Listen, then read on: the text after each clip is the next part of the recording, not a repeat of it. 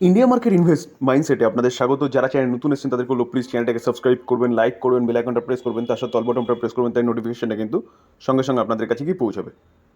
দেখুন, যেই খবরটার অপেক্ষায় আমরা এতদিন ছিলাম সেই খবরটা কিন্তু চলে এসেছে। কোন খবরের অপেক্ষা ছিলাম, কোন খবরটা চলে এসেছে, চলুন সেটা একটু দেখে নিই।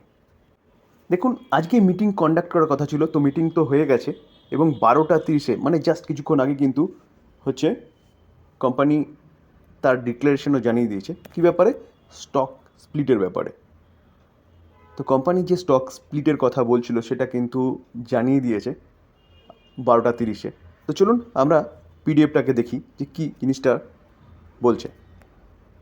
দেখুন, রেকর্ড ডেট চলে এসছে, ডিভিশন বা স্প্লিট বলতে পারেন কোম্পানিটার। তো সাধারণত সবসময় কী হয় যে কোম্পানিগুলো যে স্প্লিট দিচ্ছে সেই স্প্লিট কিন্তু, যেহেতু এটা ব্যাংক, কোন ব্যাংক চলুন সেটা আগে দেখে নিই। এই ব্যাংকটা কিন্তু কোন ব্যাংক? কানাড়া ব্যাংক।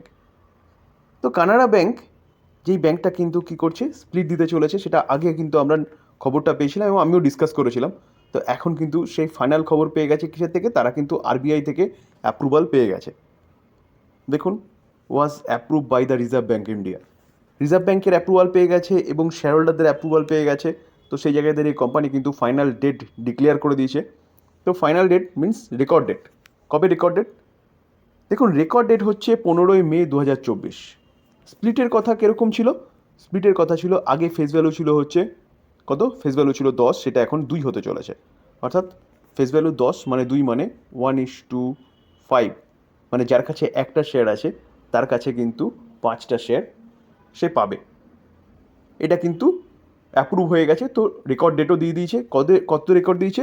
15 মে। অর্থাৎ আপনি 15 মের যদি এই স্প্লিটের লাভ তুলতে চান তাহলে 15 মে তার আগে কিন্তু আপনি স্টকটাকে বাই করতে হবে। অর্থাৎ 14 মেতে হচ্ছে আপনাকে বাই করতে হবে এই কোম্পানির স্টকটা। তো দেখুন, তো এটা কিন্তু একটা ফাটাফাটি নিউজ, যেই নিউজটা কিন্তু এতদিন ধরে পাওয়া যাচ্ছিল না। তো আরবিআইয়ের কাছে অ্যাপ্রুভাল পাওয়ার পরে কোম্পানি কিন্তু ডিক্লেয়ার করে দিয়েছে রেকর্ড ডেট। তো এবার প্রশ্ন হচ্ছে, দেখুন স্যার, স্প্লিট দিচ্ছে বলে, ডিভিডেন্ড দিচ্ছে বলে বা বোনাস দিচ্ছে বলে কোম্পানি বাই করবো, একদম নয়। আগে কিন্তু আপনাকে দেখতে হবে যে কোম্পানি কী বিজনেস করে বা কোম্পানির বিজনেস যেটা করে সেটার দম আছে কি না। দেখুন, কানাড়া ব্যাংক, আমরা যদি ব্যাংকটার পারফরমেন্স দেখি, দেখুন 6 মাসে দেখলে দেখা যাবে কোম্পানিটা বা ব্যাংকটা কীরকম রিটার্ন দিয়েছে। 56% রিটার্ন দিয়েছে, যথেষ্ট ভালো কিন্তু একটা রিটার্ন বানিয়ে দিয়েছে। আমরা যদি 1 বছরে দেখি, দেখুন 1 বছরে দেখলে দেখা যাবে কোম্পানিটা 95% রিটার্ন দিয়েছে, অর্থাৎ অ্যাপ্রক্সিমেট বলতে পারেন কিন্তু ডবলের কাছাকাছি কোম্পানিটা বানিয়ে দিয়েছে রিটার্ন।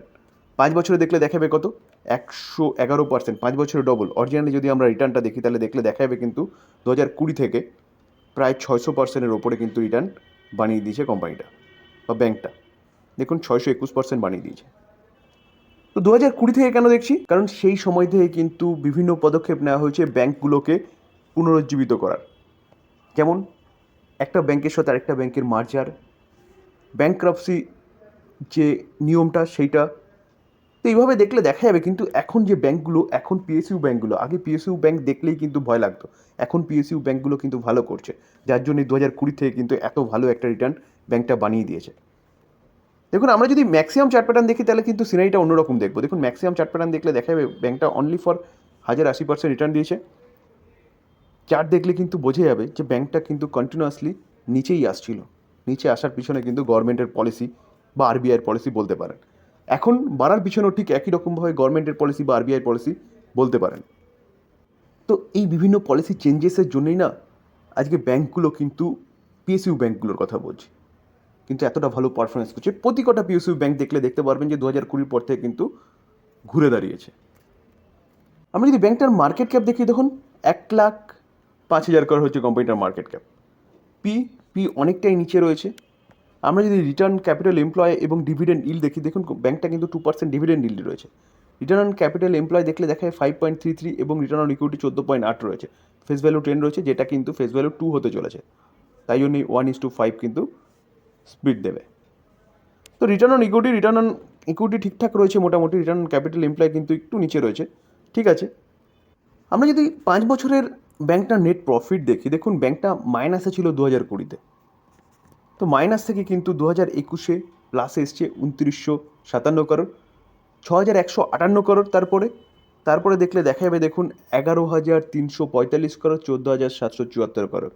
যেটা একটু আগে বলছিলাম স্যার, 2020 থেকে দেখেছেন ব্যাংকটার কীরকমভাবে তার চেঞ্জেস হয়েছে প্রফিটে, যেখানে মাইনাস ছিল 2020-তে, সেখানে কিন্তু কন্টিনিউয়াসলি তার প্রফিট লাফি বাড়ছে, বেড়ে কিন্তু এখন 14,774 করোড় হয়েছে। কেন তাহলে ব্যাংকটার লাস্ট 6 বছরে, লাস্ট 3 বছরে, 2020 থেকে দেখতে আর 3 থেকে 4 বছরে এত ভালো পারফরমেন্স দিয়েছে, এখানেই কিন্তু বোঝা যাচ্ছে। যেখানে আমরা কোম্পানিটার যদি সেলস গ্রোথ দেখলে দেখা যাবে, দেখুন 10 বছরে 10%, 5 বছরে 16%, 3 বছরে 20%, কারেন্ট ইয়ারে 32%। সেলস গ্রোথ কন্টিনিউয়াসলি বাড়ছে। প্রফিট গ্রোথ দেখলেও দেখা যাবে 10 বছরে 14%, 5 বছরে 37%, 3 বছরে 98%, কারেন্ট ইয়ারে 49%। প্রফিট গ্রোথও কিন্তু লাস্ট 3 থেকে 5 বছরে এতটা ভালো করেছে। স্টক সিএজিআর গ্রোথ যদি দেখুন স্টক সিএজিআর গ্রোথ আগে কিছুই ছিল না, 5 বছরে 16% তার জন্যই হয়েছে, 3 বছরে 66% এবং কারেন্ট ইয়ারে 97%-এর জন্য। তো এখানেও কিন্তু কোম্পানি ভালো করেছে। দেখুন রিটার্ন অন ইকুইটি, যেটা আমরা একটু আগে দেখলাম যে 10%, সেটা কিন্তু লাস্ট 2 বছরেই ভালো করেছে, তার আগে কিন্তু খুব একটা ভালো ছিল না। দেখুন আমরা যদি শেয়ার হোল্ডিং প্যাটার্ন দেখি, তাহলে মার্চ 2024 62.93% স্টেক হোল্ড করছে প্রোমোটার, এফআইএস 10.57%, ডিআইএস 14.39% এবং পাবলিক হচ্ছে কতটা 11.14%। তাহলে বলতে পারেন প্রায় 88% স্টেক কিন্তু এফআইএস, ডিআইএস এবং প্রোমোটার স্টেক হোল্ড করছে, যেটা কিন্তু যে কোনো কোম্পানির পক্ষে বা ব্যাংকের পক্ষে হেলদি বলা চলে। তো স্যার সব কিছু বিচার বিবেচনা করে বলা যেতে পারে এই যে ব্যাংকটা কিন্তু ফান্ডামেন্টালি স্ট্রং এখন 2020 পর থেকে। এবং তার পাশাপাশি ব্যাংকটা যে স্প্লিট ঘোষণা করেছে 15 তারিখ হচ্ছে মে লাস্ট ডেট, তো এই ব্যাংকটা নিয়ে চিন্তাভাবনা করা যেতে পারে ইনভেস্টমেন্টের জন্য। কারণ লাস্ট 3 থেকে 4 বছরে কিন্তু ব্যাংকটার আমূল পরিবর্তন হয়েছে বিজনেসের, যার জন্য ব্যাংকটা এত ভালো পারফরমেন্স দেখিয়েছে, যেখানে আমরা তার প্রফিটও দেখলাম, যেখানে আমরা তার যে চার্ট সেটাতেও কিন্তু সেটা আমরা দেখলাম। তো এই ব্যাংক নিয়ে চিন্তাভাবনা করা যেতে পারে লং টার্ম ইনভেস্টমেন্টের জন্য। স্যার আমি সেবি রেজিস্টার্ড পার্সন নই, আমি এই ব্যাংকটা নিয়ে ভালো নিউজ পাওয়া যাচ্ছে এবং তার পাশাপাশি ব্যাংকটাকে নিয়ে ডিটেলসে অ্যানালাইসিস করার চেষ্টা করলাম, যেখানে আপনাদের কিন্তু হেল্প হবে এই ব্যাংকটাকে নিয়ে ডিসিশন নেওয়ার। তো এটাকে একদম বাই রেকমেন্ডেশন নেবেন না, স্টাডি পারপাস আলোচনা করেছি, এখান থেকে লার্নিং নিয়ে আপনি নিজের ডিসিশন নেবেন যে এই কোম্পানিটা বা এই ব্যাংকটা বাই করবেন কি না। এই ছিল আলোচনা। যদি আলোচনাটা ভালো লাগে, যারা চ্যানেল নতুন এসেছেন তাদেরকে বলবো প্লিজ চ্যানেলটাকে সাবস্ক্রাইব করবেন, লাইক করবেন, বেল আইকনটা প্রেস করবেন, তার সাথে অল বাটনটা প্রেস করবেন, তার নোটিফিকেশনটা কিন্তু সঙ্গে সঙ্গে আপনাদের কাছে কি পৌঁছাবে। থ্যাংক ইউ, ভালো থাকবেন।